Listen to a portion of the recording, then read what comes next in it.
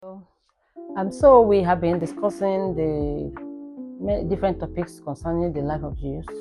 Of course, we started with to tell you that you are enough, and then we went to you can, and we also talked about that you don't have to be like the Joneses. We have talked about that you can free your destiny. We have said that you can chart your path in life. We have discussed the fact that even while you are working, you can actually be working and you'll be having fun. So all these things we have talked about, but more importantly, we have told you indeed that even if you have a passion, you can actually use it to become how you make your money. But then, if you have this passion, you don't have to just say, okay, because it's a if you need training, there's no shame in it getting a mentor. But then you don't need to get a mentor that will mislead you. You just have to have a mentor that you can see have an exemplary life and can lead you to the path of fulfilling what God has made you to be. So in all of this, what we are saying is that every single step of the way, you need to learn, you need to relearn, and you need to even unlearn things that are not right for your life. But the end result is that you are what God wants you to be. You can be what God wants you to be, and you can be the best of what God has ordained for you to be. This is all that we have been saying, and we'll continue in this series. We'll begin to talk about how you can actually find your career, how you can build your career, how you can have balance of life, and eventually how you can make your life to give God all the glory. This is what this is about. Thank you very much. So continue to watch, and we are going to give you the best.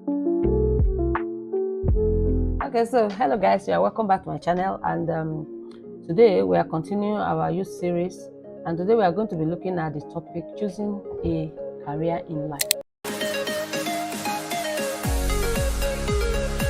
Indeed, there's no way you can just be alive and not have a focus, because like just recently I was coming to the faculty in the University of Benin, and I saw one elderly woman, quite fat and all of that. She was just passing.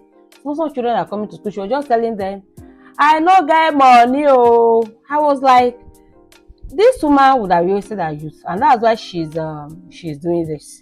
I wouldn't know whether you call begging a career, but for me, it's something that is not nice. You need to have a career in life, and begging is not a career. There's nothing nice about that. So when you want to choose a career, so what do you really look out for? You need to consider your interest. Now, normally when I want to do supervision of my students I always tell them, what is that thing that you love to do?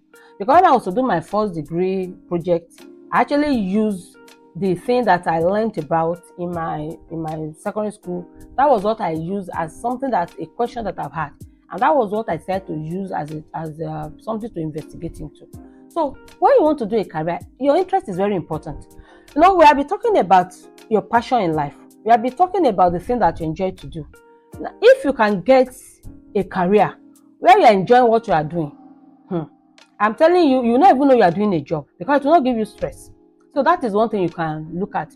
Then you can also consider what is available. Because at times, if you cannot even determine what is your passion, because I remember when I gave my life to Christ, one of the things that we were asked to do is to pray to ask the Lord, what is it that He wants us to do? So when I prayed, the Lord just told me that, He gave me a scripture, and I knew that I was going to be a writer and anything connected to that. So because of that, I already knew what I wanted to do in life. And I always tell people I know my ministry in the church. Now, as a young person, if you now cannot determine what is your interest, you have not found the answer, you can also look at what is it that is available around you. Now, if you can see what is available around you, you can decide to do that, and then learn about it and train about it and do it. And at times, it's not even because you don't know what you want to do, but because what is available is what you can access. And you cannot be doing fine bara. So you can do, maybe you are trained. I remember when we were about to leave service here, one of the ministers that came, he told us, it's okay, don't despise anything. Don't despise this or little beginning. And he gave the example of a young man that started as, he's trained as an accountant, but what was available was accounting clerk. So he did it.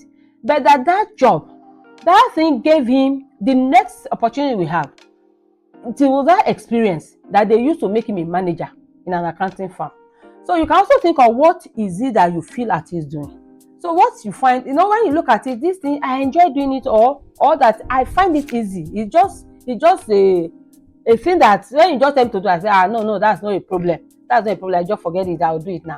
It can be that, and that can become a career for you. Then it also be what you are trained in. Like there's some. I remember when I was in University of Ghana, we were going for an inaugural lecture. The young man told me, the parents are saying that you're always speaking English. What are you using it to do? I said, this is very funny. I said, but in my country, people go and study English. Say, but the parents say they don't know what he's doing with this kind of course. That he's speaking English, so why is he going to the university to go and study it?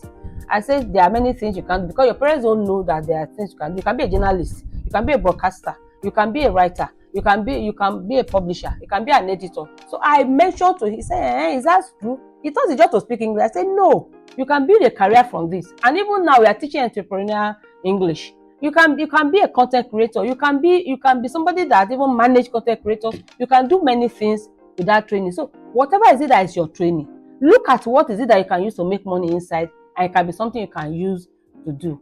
Then finally, whatever you decide to do in all this, what we have been saying is this: do not give your life stress.